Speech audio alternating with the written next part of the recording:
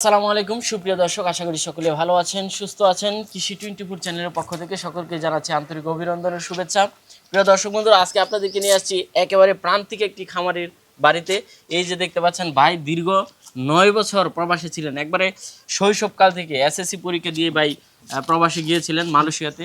ওইখানে দীর্ঘ একটা সময় তিনি ছিলেন এবং বাড়িতে বিভিন্ন মানুষের কাছে উনি বকনা কিনে দিতেন এবং মানুষ পালন করতো। যখনই বকনা গাভ হয়ে যেত, বাচ্চা দিত, তখনই উনি নিয়ে আসতেন এবং এগুলো বিক্রি করে দিতেন। তো এটাও ছিল তার সুন্দর একটা পদক্ষেপ, যে গাভী তৈরি করা। তো আজকে মাশাল্লাহ সে বাড়িতে চলে আসছে এবং তার সেই বাগি দেওয়া, অন্যের কাছে দেওয়া যে বকনাগুলা, এই বকনাদের গাভীতে পরিণত হয়েছে। তো মাশাল্লাহ গাভীও আজকে একটা গাভী আছে, একটা বকনা আছে।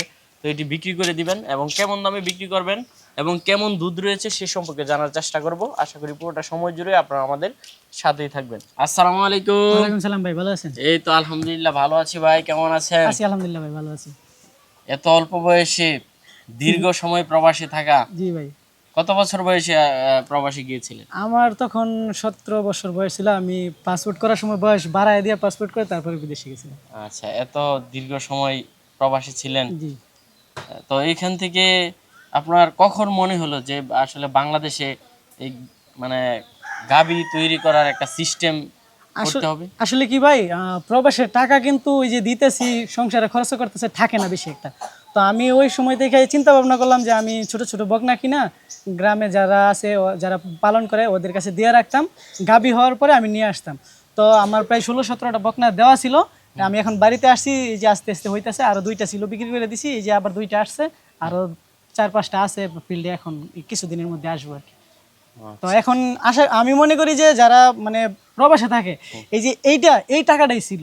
আর এই যে টাকা দেয় মানে সংসারে খরচ হয়ে যায়, অনেক অনেক টাকা থাকে না, এইটাই থাকে। আর এই কারণে আমি মানে দিয়ে রাখছি যে আলহামদুলিল্লাহ এখন আমার এটাই। আচ্ছা, খুব কম বয়সে মেধাবী উদ্যোগ। যাই হোক, তো আজকে এই 2 টাকা বিক্রি করে দিবেন। জি জি। তো দর্শকদের একটু দেখাই জাতমান সম্পর্কে। মাশাআল্লাহ ভাই, শুরুতেই মা বাচ্চা সহ একটা গাভী দেখতে পাচ্ছি। জি ভাই, বকনা বাচ্চা। বকনা বাচ্চা? জি। গাভীটা কয় দাঁতের? গাভী 2 দাঁত। 2 দাঁত, ফার্স্ট ল্যাকটেশনের? জি ভাই। আচ্ছা, বাচ্চা দিল কতদিন হলো? বাচ্চা দিছে আজকে 12 দিন। 12 দিন? জি জি। 12 দিনে কেমন দুধ নামলো? এখন 15-16 টানতেছি। 15-16? প্রথম টানে কেমন আসে? প্রথম টানে 8 লিটার, 9 লিটার। আবার দ্বিতীয় টানে অনেকে দেখি যে বলে যে আপনার প্রথম টানে 10 লিটার আসে, দ্বিতীয় টানে 5 লিটার আসে। আমার এটা এরকম না। আমি দেখতেছি যে আমি প্রথম টানে যদি 7 লিটার দহন করি, তাহলে বিকেলবেলা আবার আমার 6 লিটার আসে। প্রথম টানে যদি আমার 8 লিটার আসে, বিকেলবেলা আমার 7 লিটার আসতেছে, এরকম। এই সমান সমানই থাকে, একটু ডিফারেন্স হয়। আচ্ছা, সকাল বিকাল দহন করে? হ্যাঁ হ্যাঁ। কেমন দাম চাবেন এটা? এটা 2,45,000। তেমন একটা দাম চাই নাই আমি। আমি তো আসলে ব্যাপারই না, ওই দাম চাই গরু বিক্রি করা আমার পক্ষে সম্ভব না। আচ্ছা, যারা নিবে আলোচনা সুযোগ আছে তো নাকি? দেখে নিতে পারবে? অল্প একটু আলোচনা করার সুযোগ আছে। আচ্ছা, দারবার তো সম্পূর্ণ ঠিক হ্যাঁ আছে? হ্যাঁ, সম্পূর্ণ ঠিক আছে। আমি দহন করে দেখাই দেবো।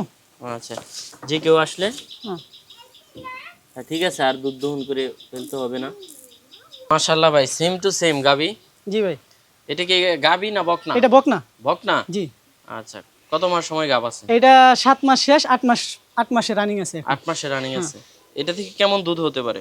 এটা প্রথম বিয়ান তো ওইরকম আশা করা যায় 17-18 থাকতে পারে প্রথম বিয়ান। 17-18? এটার মার আপনার দুধের ভালো ছিল, 28 লিটার ছিল এটার মা। আপনার গ্রামের গাবি হ্যাঁ বকনা হ্যাঁ তো? হ্যাঁ হ্যাঁ।